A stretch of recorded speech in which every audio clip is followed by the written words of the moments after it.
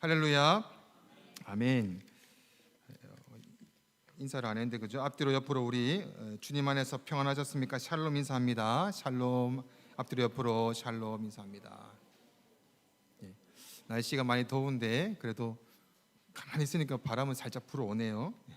오늘은 가정에 대한 말씀 중에서 오늘 말씀의 제목처럼 가정의 기초단위 부부입니다. 그래서 오늘은 부부에 대해서 얘기하겠구나라는 얘기인데 맞습니다. 부부인데 요즘 시대에 참 어떻게 보면 굉장히 중요한 부분이 아닌가. 다음 세대도 그렇고 앞으로 세워져 가야 되는 부부, 또 지금 또 살아가고 있는 부부에게도 너무나 중요한 내용들입니다. 한국에서도 이런 부부에 대한 설교가 많지는 않아요. 왜냐하면 한국에도 요즘에 이혼에 대한 부분이 많이 높아서 친척이나 건너서 거의 이혼을 안 한 가정이 없을 정도로 이혼은 굉장히 많이 흔하게 있습니다. 그러다 보니까 이혼에 대해서 설교하기가 굉장히 예민하고 또 이혼이 고통과 아픔이지 않습니까? 그래서 그런 아픔과 상처를 건드리는 부분들이기 때문에 설교를 많이 하지 않습니다. 하지만 지금 이 시대 가운데 너무나 중요한 내용이기 때문에, 왜냐하면 이 사회를 받치고 있는, 떠받들고 있는 제일 작은 단위가 가정입니다. 그리고 가정 안에 들어있는 기초가 바로 부부입니다. 특별히 요즘에 결혼식을 가면 교회에서 목사님들이 하는 결혼 예식이 아니라 이제 세상적인, 그러니까 예배를 드리지 않는 그런 결혼식이 많이 있죠. 이제 결혼식을 신혼부부들이 만들어서 의미가 있고 뜻깊게 본인들이 주인공이 되어서 과정들을, 프로그램을 만들어 갑니다. 좋은 내용도 많이 있기도 합니다. 하지만 그렇게 어떻게 유행처럼 번지는 이런 부분들이 진행이 되다 보면 가장 중요한 핵심적인 부분이 없어진 채로 결혼식이 진행되기도 합니다.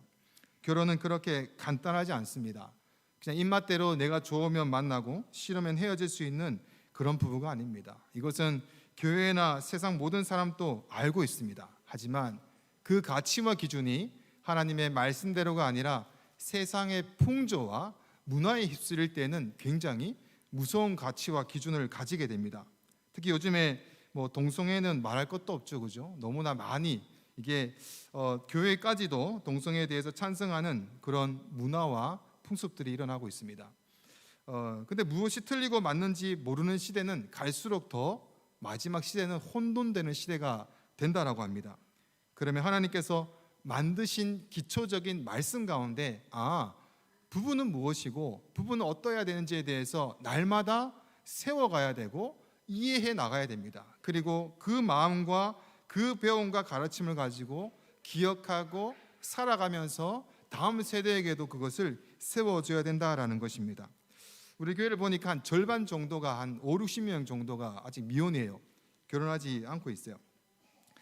그리고 짝이 아직 없는데 결혼 정년기가 된 우리 지체들도 있기도 한데 결혼이라는 것은 그냥 내가 때가 됐으니까 이제 결혼에 대해서 관심을 가져볼까? 그런 내용이 아닙니다. 어려서부터 가정을 통해서 엄마, 아빠, 부부에 대한 삶을 배우고 자라면서 그것이 점점 더 깊어지고 알아가면서 그 시각 가운데 남자와 여자를 바라보는 하나님께서 원하시는 대로 가정이 세워져야 됩니다. 때가 됐으니까 여자는 음식을 해야 되니까 음식 배우러 가고 신혼 살림의 요즘의 대세가 무엇인가를 바라보면서 여러 가지 가구를 마치고 살아갈 준비를 하기도 합니다. 하지만 제일 중요한 부부가 무엇이고 그 안에 하나님께서 원하시는 것이 무엇인지를 모른다면 바로 껍데기밖에 없는 부부의 생활이 진행이 될 것입니다. 그래서 우리가 짝이 없으신 분들은 더 그럴 거예요. 아직 제가 결혼할 나이도 아닌데라고 얘기할 수도 있지만 짝이 있는 분은 오히려 이 말씀을 들으면 이해가 안 될 수도 있을 것 같아요. 왜냐하면 이미 뭐가 씌었으니까. 그래서 이미 한꺼풀이 씌어서 말씀보다는 더 다른 내용들이 이렇게 기억이 날 수도 있으니까. 하지만 없는 분들은 이제 이렇게 기본 틀이 잘 세워질 수가 있을 것 같아요. 창조자 되신 하나님이 창조하실 때 그 부부에 대해서 말씀대로 하나님께서 만드시고 지어 가십니다. 반대로 오늘 결혼한 분들도 나의 가정은, 나의 부부는 지금 부부랑 같이 앉아 계시는 분도 있고 아닌 분도 계신데 나의 가정, 나의 부부는 하나님의 말씀대로 기초에 두고 지금 삶을 매 순간 살아가고 있는가 되돌아봐야 될 것입니다. 만약에 아니라면 내가 오늘 말씀 가운데 부부에 대해서 처음 들었다. 그렇다면 오늘을 이렇게 얘기하면 좀 될지 모르겠지만 마치 오늘이 결혼식처럼 주례를 하는 것처럼 다시 오늘 결단하고 부부로 하나님 원하시는 부부와 기초로 단단하게 세워져야 되지 않겠습니까? 오늘 그런 결단이 일어나시기를 축복합니다. 아멘. 총각이 아멘으로 하시. 자, 오늘 말씀에 처음에 가정이 이제 나와요. 창조될 때 하나님이 가정 만드십니다. 아담과 하와입니다. 그 안에 비밀이 감추어져 있어요. 말씀을 하나하나 구체적으로 그때 하나님이 어떻게 하셨는지를 보면 이해하기가 어렵지 않습니다. 하나님이 아담을 만들으셨어요. 그리고 모든 만물을 만드시고 아담을 만드셨을 때 온 우주 만물을 만드시고 나서는 좋았더라라는 말씀을 하시는데 아담을 만드시고 사람을 만드시고 나서는 하나의 수식어를 덧붙입니다. 심히 좋았더라. 너무 좋아, 심히 좋았더라. 그런데 이상하게 오늘 본문의 말씀에 오늘 봉독하진 않았지만 18절 말씀 보면 하나님이 이상한 말씀을 하세요. 18절 다 같이 봉독합니다. 시작. 여호와 하나님이 이르시되 사람이 혼자 사는 것이 좋지 아니하니 내가 그를 위하여 돕는 배필을 지으리라 하시니라. 아멘. 심히 좋았는데 혼자 사는 것이 좋지 않아서 내가 그를 도와야 되는 배필을 만들겠다라고 합니다. 심히 좋았으면 완벽해야 되는데 모자라는가? 라는 생각을 할 수가 있죠. 그래서 하나님께서 돕는 배필을 만드셨나? 라고 할 수 있습니다. 이 좋지 않다라는 단어가 들어가요. 좋지 않다라는 단어의 의미는 로토브라는 원어가 쓰입니다. 이것은 이 선하지 못하다, 이 선과 악에 대한 말이 아니에요. 아담을 내가 네 보니까 선하지 못하다, 너 악해, 이 말이 아니라 여기서 쓰여지는 좋다 나쁘다라는 개념이 아니라 하나님을 향한 그 선하신 계획이 아직까지 남아있다라는 의미를 가지고 있어요. 손으로 만들어지고 있는 과정 가운데 아직 남아있다라는 의미를 가지고 있습니다. 아직 진행이 되고 있다. 아담을 창조하실 때 어떠한 목적을 가지고 창조하셨는데 그 부분이 아직 진행 중이다. 하나님의 선은 아직 도달하지 않고 완성하지 않았다라는 말씀입니다. 그래서 내가 그를 위하여 돕는 배필을 지으리라 라는 말씀으로 하나님의 계획을 말씀해 주십니다. 여기서 돕는 배필이라는 돕다라는 단어가 나오는데 이 돕다라는 단어는 성경에서 에제르라는 단어입니다. 에제르. 근데 이 에제르라는 원어를 찾아보면 사람이 사람에게 쓰여지는 적은 없어요. 늘 하나님이 사람을 도울 때 이 에제르라는 단어가 들어가는데 유일하게 이 여자가 남자를 도울 때 하나님이 사람을 돕는 단어에 쓰였던 에제르라는 단어가 쓰여지게 됩니다. 시편 54편 4절의 말씀에 보면은 다 같이 봉독합니다. 시작. 나를 도우시며 주께서는 내 생명을 붙들어 주시는 이시니이다. 아멘. 여기서 하나님은 나를 돕는 이라는 단어 가운데 바로 여기 쓰여지게 되죠. 이 단어를 여성에게 쓰입니다. 너 남자를 돕다라는 하나님께서 쓰시는 단어. 그러면 이렇게 생각할 수 있어요. 남자가 좀 부족하고 완성이 덜 된 것 같으니까 하나님이 돕는 능력을 가진 여자가 굉장히 능력을 가지고 남자를 돕는 것처럼 느껴지기도 하는데 그런 부분은 아닙니다. 약자가 있고 강자가 돕는다라는 그런 여성 우월성을 얘기하는 것은 아닙니다. 독일에는 물론 여자가 좀 강조가 돼요. 이렇게 힘이 좋으니까 지나가다 보면 박엔 하나 메고 애 하나 매는 거는 우스운 일이죠, 그죠? 독일에는 전쟁 후에 남자가 얼마 없으니까 여자가 돌을 나르고 가정을 세웠다라는 이야기도 충분히 이해가 가죠, 그죠? 하지만 이때 사용되는 단어는 아닙니다. 성경에서 말하는 남자 여자는 누가 우월한 것이 아니라 모두가 동등한 가치로 창조의 가치로 세워집니다. 한국의 좀 문화나 이런 부분들은 아직까지 남성 우월적인 사상이 남아 있어서 왜냐하면은 그게 없을 수가 없는 게 1세대 분들이 아직까지 전쟁을 겪은 세대, 이 삿갓을 쓴 세대가 아직까지 남아있기 때문에 그렇습니다. 이런 부분들을 배척하고 이럴 필요는 없고요. 세대가 지나가면서 바꾸어 가야 되겠죠. 직장 가운데서도 여성의 가치에 대해서 한국은 아직까지도 조금 만들어져 가야 되는 분위기가 있기도 합니다. 하지만 여성의 우월 정신을 얘기하는 것은 아닙니다. 하나님께서 만드시는 여자의 모습, 돕는 배필이라는 그 장면을 하나님께서 어떻게 만들어 가시는지 봅니다. 다음 절 19절 말씀 다 같이 시작. 여호와 하나님이 흙으로 각종 들짐승과 공중의 각종 새를 지으시고 아담이 무엇이라고 부르나 보시려고 그것들을 그에게로 이끌어 가시니 아담이 각 생물을 부르는 것이 곧 그 이름이 되었더라. 아멘. 여기서 성경을 조금 더 자세히 보시는 분들은 이해를 하셔야 되는 게 있어요. 왜냐하면 여기가 2장이에요. 2장 19절이고 여호와 하나님이 흙으로 각종 들짐승과 공중의 각종 새를 지으시고 아담이 무엇이라 하는지 보시려고 그것을 그들에게로 끌고 가십니다. 아담을 먼저 창조하진 않았죠. 원래 창조는 온 우주 만물을 만들고 나서 맨 마지막에 아담을 만듭니다. 근데 2장에 와서 하나님이 다시 반복을 하는 장면이 나와요. 하나님이 흙으로 각종 들짐승과 공중의 새를 지으시고 아담에게 뭐라? 아담이 미리 있었던 것처럼 얘기하죠. 왜냐하면 이 말씀을 가져온 이유는 아담에게 창조된 그들을 앞에 세우시면서 뭔가 보여주시기 위해서 돕는 배필 여자를 만들기 전에 하나님이 어떠한 생각과 계획에서 만들었던 하나님의 창조된 새와 공중의 흙 들짐승을 데리고 그의 앞에 두시는 겁니다. 시간상의 배열이 아닌 의미상의 배열로 이렇게 두게 됩니다. 아담 앞에 각종 들짐승과 공중의 새를 끌어가지고 딱 놓으니까 여기서 아담이 뭐라고 하시는지를 하나님은 귀를 기울이십니다. 했더니 여기서 나오죠. 아담이 무엇이라고 부르나 보시려고 그것들을 그에게로 이끌어 가시니 얘를 탁 데려가서 한번 뭐라고 하는지 볼까? 라고 합니다. 이름을 짓는 것을 보는 그 아담에게 이름을 짓게 하셨지 않습니까? 히브리 말로 이름을 짓다라는 의미는 히브리 개념에 보면은 꿰뚫어 보다라는 의미를 가지고 있습니다. 아담에게는 꿰뚫어 보는 하나님의 능력을 주셨는 것 같아요. 그래서 그를 꿰뚫어 보면서 하마, 꿰뚫어 보면서 독수리 뭐 이렇게 하는 것 같아요. 꿰뚫어 보는 것을 하나님께서 아시고 모든 지으신 것을 아담 앞에다가 쫙 나열을 합니다. 아담이 뭐 얘기를 하는 거예요. 쫙 보면서 막 이렇게 보고 있어요. 이름을 하나하나 부르고 있습니다. 그런데 돕는 배필을 만들기 전에 이 행동, 아담에게 무언가 알게 해주시기 위해서 그렇습니다. 꿰뚫어 보니까 하마도 남자 하마와 여자 하마가 있네. 여기도 있고 저기도 짝짝짝짝 있는데 나하고 함께 격을 맞출 것은 없네 라는 것을 스스로 알게 됩니다. 격이라는 게 뭐냐면 하나님의 형상으로 우리를 만드셨잖아요. 하나님의 형상으로 우리를 만드셨을 때 그 형상은 인격적인 존재, 나와 교제를 하기 위한 인격적인 존재로 우리를 창조하십니다. 그러니까 인간과 함께 격을 나눌 존재가 없는 거예요. 그래서 하나님께서 아담에게 각종 들짐승의 짝짝꿍을 다 보여주시면서 너에게 짝이 없고 한 것을 스스로 알게 해주세요.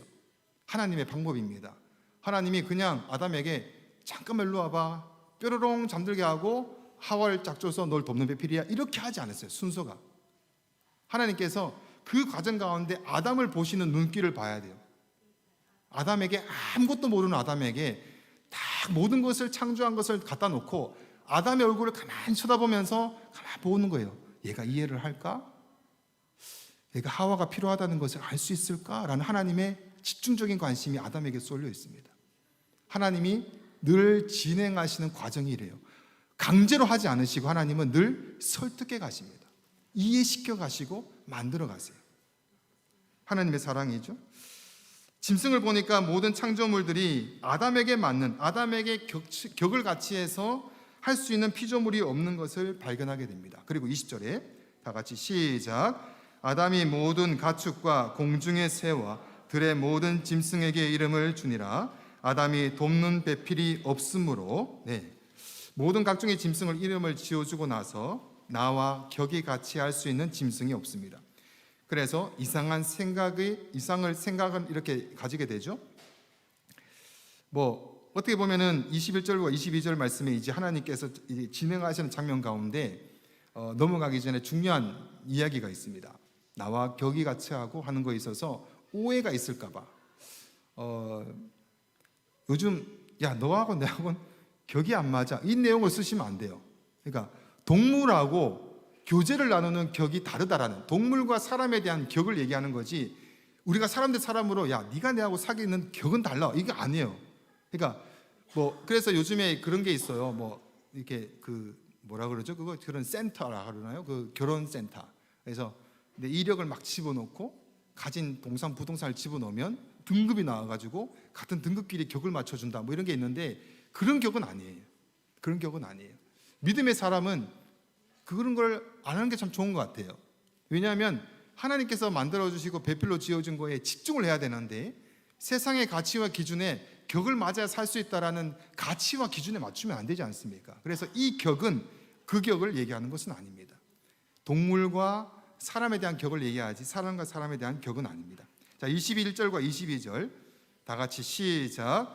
여호와 하나님이 아담을 깊이 잠들게 하시니 잠들매 그가 그 갈빗대 하나를 취하고 살로 대신 채우시고 여호와 하나님이 아담에게서 취하신 그 갈빗대로 여자를 만드시고 그를 아담에게로 이끌어 오시니 아멘. 아담을 잠들게 합니다. 성경에서 잠이란 내용은 죽음이라는 내용을 해석하기도 합니다. 아담에 죽게 하셔서 하와를 만들어내십니다. 성경에서 첫째 아담은 아담이고요. 성경에서 둘째 아담이라는 단어가 나와요. 둘째 아담은 예수 그리스도입니다.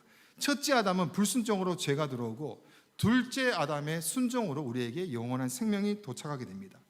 그래서 아담을 잠들고 아담을 죽이시고 여자 아내를 일으켜 주십니다. 성경에서 남편과 아내의 비유가 신약에 와서 어떤 비유가 나오나 하면 남편은 예수 예수님의 형상이고 아내는 교회다라고 해서 신랑과 신부에 대한 비유를 나옵니다. 그래서 신부는 정결을 지키며 다시 오실 신랑 되신 예수님을 기다린다. 이 말씀 들어봤죠, 그죠? 이 말씀을 여기에다 대보면 그 이유를 알 수 있습니다. 아담을 죽이시면서 하와를 살리십니다. 하와를 태어나게 하십니다. 아담을 죽이시면서 교회가 생겨나게 됩니다. 예수님이 십자가에서 죽으시면서 교회 시대가 열리게 됩니다. 이 내용은 뒤에 가서 계속해서 나오니까 보도록 하고요. 갈빗대라는 단어를 보면 젤라라는 단어가 쓰입니다. 옆구리라는 단어입니다. 옆구리, 갈빗대, 옆구리. 요한복음 19장 34절 말씀에 이런 말씀이 있어요. 그중 한 군인이 창으로 옆구리를 찌르니 곧 피와 물이 나오더라. 예수님이 십자가에 달리셨을 때 옆구리를 찌른 장면이죠. 그 다음 장에 20장 20절에 이 말씀을 하시고 손과 옆구리를 보이시니 제자들이 주를 보고 기뻐하더라. 부활하시고 나서 옆구리를 보여주십니다. 예수님입니다. 20장 25절 다른 제자들이 그에게 이르되 우리가 주를 보았노라 하니 도마가 이르되 내가 그의 손과 못자국을 보며 내 손가락을 그의 못자국에 넣으며 내 손을 그 옆구리에 넣어보지 않고는 믿지 아니하겠노라 하니라. 이때 계속 옆구리 사용되는 단어가 전부 다 갈빗대라는 단어가 쓰여지게 됩니다. 이 말씀에 나온 바로 예수 그리스도의 십자가의 고난의 대표적인 표시는 바로 옆구리입니다. 이 옆구리에서 피가 물을 쏟아내시고 이 죽음을 통해서 교회가 나오게 됩니다. 즉 교회인 신부가 나오게 됩니다. 바울은 이렇게 신랑과 신부를 예수님과 그리스도를 비교하면서 남녀를 부부를 말해줍니다.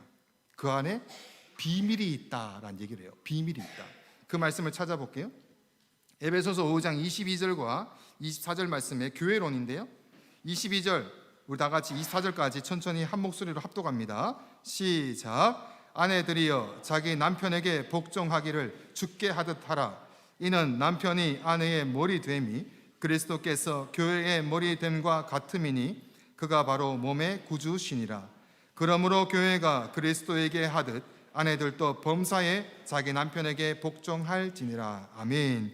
그리고 25절 다음에 25절 29절에 남편들 아내 사랑하기를 그리스도께서 교회를 사랑하시고 교회를 위해 자신을 주신같이 하라라고 말씀하시면서 남편은 교회를 그러니까 남편 아내를 위해서 예수님이 교회를 위해서 다 내어줬던 것처럼 생명까지 내어줬던 것처럼 남편 아내에게 모든 것을 내어줘야 된다라고 말씀하십니다. 그리고 30절과 32절 말씀까지 33절까지 또 한 목소리로 합독합니다. 시작. 우리는 그 몸의 지체임이라. 그러므로 사람이 부모를 떠나 그의 아내와 합하여 그 둘이 한 육체가 될지니 이 비밀이 크도다.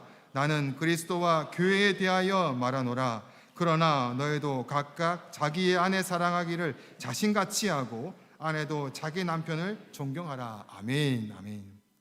이제 부부에 대한 창세기에 창조되었던 남녀에 대한 관계에 비밀처럼 숨겨놓았던 신약의 예수 그리스도와 교회에 대한 비밀이 무엇인지를 이제는 이렇게 줄로 끄을 수가 있겠죠. 그러면 부부는 남편과 아내는 그 안에 예수 그리스도와 교회에 대한 모습을 숨겨둡니다. 그래서 아내와 남편은 날마다 살아가면서 배워가는 것이 예수 그리스도와 교회를 배워갑니다. 이것이 그 부부 안에 들어있는 비밀입니다. 남자는 부부의 역할에서 아까 25절에 봉독했듯이 예수 그리스도의 역할을 맡습니다. 아내여, 내가 예수님이니까 순종하여라. 내 말씀에 복종하여. 이 내용일까요? 예수님은 오셔서 자신을 다 내어주고 죽기까지 순종으로 교회를 섬기셨습니다. 그럼 남편들은 끝까지 마지막에 가정의 책임자요, 보호자요, 가정을 붙들어야 됩니다. 내가 가정을 위해서 뼈 빠지게 돈 벌었는데 라고 얘기는 당연한 거예요. 왜? 그렇게 남자는 책임자이기 때문에. 어쨌든 마지막 책임자는 남자가 가지고 있습니다. 남자의 책임입니다. 이것이 흐트러지면서 책임을 멀리하면서 가정에 문제가 생기기 시작합니다. 어디까지 남자는 아내를 섬겨야 되나 하면 목숨을 내놓을 때까지. 성경에 예수님이 십자가에서 죽기까지 했는 그 모습이 여기에 들어가야 됩니다. 반대로 이제 여자에게는 23절인데 여자에게 남자가 몰이 된다라고 얘기합니다. 남자가 아무리 없어 보이고 배운 게 없이 무식해도 가정의 몰이됨을 인정해야 됩니다. 특히 자녀들 앞에서 더욱더 그러합니다. 자녀들에게 남편이 아내의 험담을 합니다. 반대로 자녀들 앞에서 아내가 남편의 험담을 합니다. 그럼 안 되겠죠, 그죠? 한국에 이제 부모를 모시고 살지 않아요, 그죠? 그래서 핵가족 사회가 되다 보니까 집안에 이제 어른이 없어요. 저도 이제 저희 집사람이랑 여기서는 처가살이도 좀 해보기도 하고 한국에 6년 7년 살 동안 부모님하고 계속 살진 않았지만 계속 오셔서 지내는 시간들을 지내면서 집안에 어른이 있으면 아내와 남편들, 이 자녀들이 아무리 싸워도 큰 소리를 내지 못해요. 어른이 계시기 때문에. 근데 없다 보면 할 말 안 할 말이 다 나오면서 마음에 상처가 생기기 시작합니다. 마음에 의도하지 않았지만 마음에 말을 조심해야 되는데 화나다 보니까 하지 말아야 될 말들이 오고 가게 됩니다. 우리가 가정 가운데 하나님 앞에서 코람데오라 부르지 않습니까? 하나님 앞에서 내 말과 내 행동을 지켜나가야 됩니다. 하나님이 보고 계심을 알고 반드시 남자와 여자는 서로 지켜져야 되는 부분들이 지켜져 가야 됩니다. 아담이 처음에 하와를 만났을 때 처음에 딱 보면서 그 속을 꿰뚫어 봅니다. 하와를 딱 보고 나서 어떤 말을 했을까요? 23절 말씀 다 같이 시작. 아담이 이르되 이는 내 뼈 중에 뼈요 살 중에 살이라 이것을 남자에게서 취하였은즉 여자라 부르리라 하니라. 아멘. 그 속을 봤을 때 내 갈빗대를 뜯어서 만들었더니 그 안에 내 갈빗대가 들어있어요. 내 자신이 들어있는 걸 보면서 깜짝 놀랍니다. 격이 같고 내 자신입니다. 그래서 뼈 중에 뼈요 살 중에 살이다 라고 얘기합니다. 그 다음 절에 보면은 다 같이 시작. 이러므로 남자가 부모를 떠나 그의 아내와 합하여 둘이 한 몸을 이룰지로다. 아담과 그의 아내 두 사람이 벌거벗었으나 부끄러워하지 하니 아니라. 아멘. 벌거벗었으나 부끄러워하지 않는 것은 죄가 들어오기 전이죠, 그죠? 근데 이제 그 안에서 부끄러워하지 않았던 이유는 내 자신이기 때문에 그렇습니다. 아내를 봐도 내 자신이기 때문에. 그래서 부끄러워하지 않게 됩니다. 한국에서는 자식은 일촌이지만 부부는 무촌이라 그러죠, 그죠? 그래서 그런지는 모르겠지만 하나가 되어야 됩니다. 제가 결혼했을 때 저는 저희 교회에서 결혼을 했거든요. 저희 집사람과 교회에서 만나고 교회에서 우리 1세대 분들이 계신데 여러분들의 축복을 받으면서 결혼식을 올렸어요. 결혼식 올리고 나서 신혼부부가 굉장히 많이 왔던 기억이 납니다. 신혼부부 한 12쌍이 되었던 것 같아요. 굉장히 많이 신혼부부가 와가지고 할 말 못할 말 이 12쌍이 모이면 맨날 서로 막 이런저런 얘기를 해요. 그래 얘기 나눈 것 중에서 제가 아직도 제 마음 가운데 맞다라는 얘기가 있어요. 이제 김효정이라는 그 성악하는 형제님의 가정인데, 그 형제님은 이제 부모님이 이제 안 계세요. 할머니 손에서 큰 형제님인데, 그 형제님이 이제 결혼을 하고 나서 부부가 이렇게 나누다가 그 얘기를 해요. 자기는 내 마누라가 있는 게 가장 좋은 게 뭐냐 하면, 내가 어떻게 하다가 사람을 죽여서 살인자로 와도 내 집사람은 내 편이지 않을까? 근데 그게 그렇게 큰 위로가 된대요.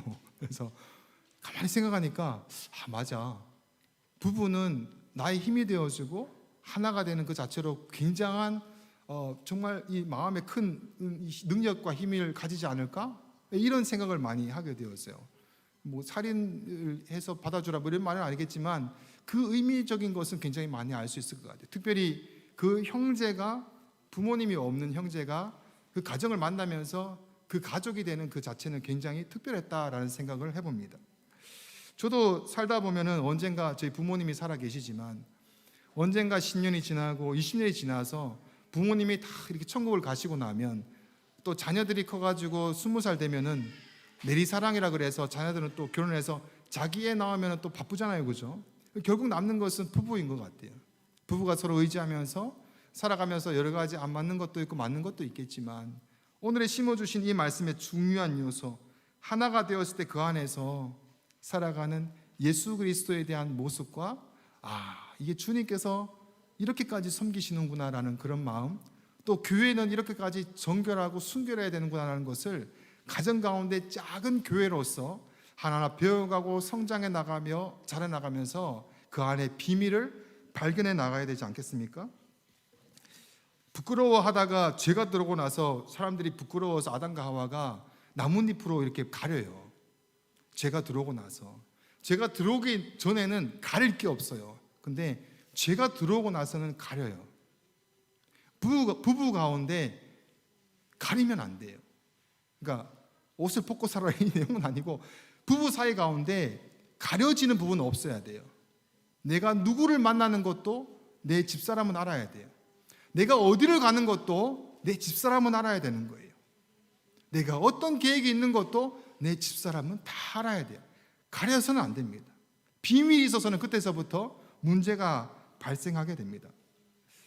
이것이 바로 죄로부터 시작된 것을 기억하시고, 부부 가운데는 절대적으로 가리는 것이 없이, 모르는 것이 없이 항상 그 안에서 행동과 말과 장소, 사람들이 공유가 되어야 될 것입니다. 이것이 안 되면 다툼과 오해와 분쟁과 갈라짐이 생기게 되는 것입니다. 오늘 우리가 부부 관계에 대해서 그리스도의 가정, 이 그리스도의 사랑을 배웁니다. 모르고 만난 부부들, 환경을 모르고, 가정 환경을 모르고 여건들이 다르게 살아가다가 만나서 서로 알아가면서 살아가다 보면 절망과 좌절을 가지기도 합니다. 근데 그때마다 우리가 포기하지 아니하고 예수 그리스도의 오심을 기다리면서 이것을 하나하나 알아가고 배워가면서 그 안에 비밀을 발견해 나가야 되는, 바로 부부의 비밀이 심겨져 있는 것을 기억하시고, 오늘 말씀으로 봤던 이 비밀을 알아갔으면 좋겠고 배워갔으면 좋겠고 자라갔으면 좋겠어서, 주님의 갈수록 주님께서 주시는 은혜와 비밀과 기쁨들이, 그 교회와 예수 그리스도에 대한 부분들이 날마다 주 오실 때까지 그 가정 가운데 고귀한 관계로 성장하길 바라요. 이 관계로 기억한다면 예수님이 교회에 대해서 함부로 하십니까? 교회가 예수님에 대해서 함부로 합니까? 그렇게 할 수가 없죠. 너무나 고귀한 가치와 기준이 있지 않습니까? 그런데도 불구하고 부부가 서로 말과 행동을 함부로 한다면 안 되지 않습니까? 그 고귀함을 알아서 작은 말이라 할지라도 그 말이 무너지면 형식이 무너지게 되고 의미와 가치가 무너지게 되는 경우가 많습니다. 그래서 부부끼리의 교회와 그리스도에 대한 예절과 가치를 다시 한 번 더 세워가고 지켜가야 될 것입니다. 오늘 다시 한 번 더 이 그리스도의 가정을 말씀을 통해서 배웠습니다. 여러분 가정 가운데, 부부 가운데 없어져야 될 것이 있습니까? 또는 지금 아직 결혼하지 않지만 이 미래 배우자를 위해서 기도하는 지체가 있습니까? 이렇게 생긴 것도 이렇게 기도하는 것도 좋지만, 무엇보다 하나님 안에서, 정말 하나님 안에서 그리스도와 교회로 나눌 수 있는 부부가 만날 수 있도록 준비해야 되지 않겠습니까? 집이 뭐 좋고 넓고 좁고가 문제가 아니라 부자와 거지가 만난들, 부자와 부자가 만난들, 그거 아무 상관이 없는 것 같아요. 제일 중요한 건 그 안에서 서로 예수 그리스도와 교회에 대해서 그것에 대해서 나눌 수 있는가, 그것으로 나누면서 배워가며 그 비밀을 깨달아 알 수 있는가가 바로 가정 가운데 세워가야 됩니다. 그게 아니면 계속해서 계산을 하게 되고 자꾸 이리저리 재게 되고, 그래서 이런 말이 제일 좀 어리석은 것 같아요. 요즘에는 없는 것 같은데 옛날에 저희 그 12쌍 부부의 때는 그런 얘기도 있었어요. 그 가정은 누가 이렇게 메인을 잡고 있냐, 뭐 이런 얘기해서 누가 힘이 더 세냐 그러면서 남자 지금 우리 집은 내 아내야 뭐 이러면서 주도권을 누가 가지고 있냐 뭐 이런 얘기를 많이 해요. 근데 오늘의 말씀 보면 주도권의 얘기를 감히 꺼낼 수가 없는 관계이지 않습니까? 서로 섬기고 서로 정절을 지켜가면서 그의 말씀에 순종으로 더딥혀져 가야 될 것입니다. 구속의 인내와 사랑과 구속의 그림과 용서와 받아들임을 계속해서 연습하고 연습되어져 가야 됩니다. 그래서 그 부부의 가치가 높아져 가야 될 것입니다. 상대가 완벽하기 때문이 아니라 이 사람이 오지 않았으면, 그 사람이 아니면 내가 교회로서 만들어질 수 있을까? 이 사람이 아니었으면 내가 예수 그리스도의 구원을 배울 수 있었을까를 되돌아봐야 되지 않겠습니까? 여러분 가정 가운데 얼마나 교회를 배워가고 있고 얼마나 그리스도의 사랑을 배워가고 계십니까? 부모가 거울이라 그랬습니다. 특별히 오늘 자녀를 둔 우리 가정들이 좀 있는데 자녀들에게 제일 좋은 교육은 실천하는 거지 않습니까? 그래서 부부가 그런 대화들이 오고 갔으면 좋겠고, 한 번이라도 부부가 손을 잡고 기도한 적이 없다 그러면 회개해야 될 것 같아요. 어색하다면 회개해야 될 것 같아요. 교회와 예수 그리스도의 관계니까.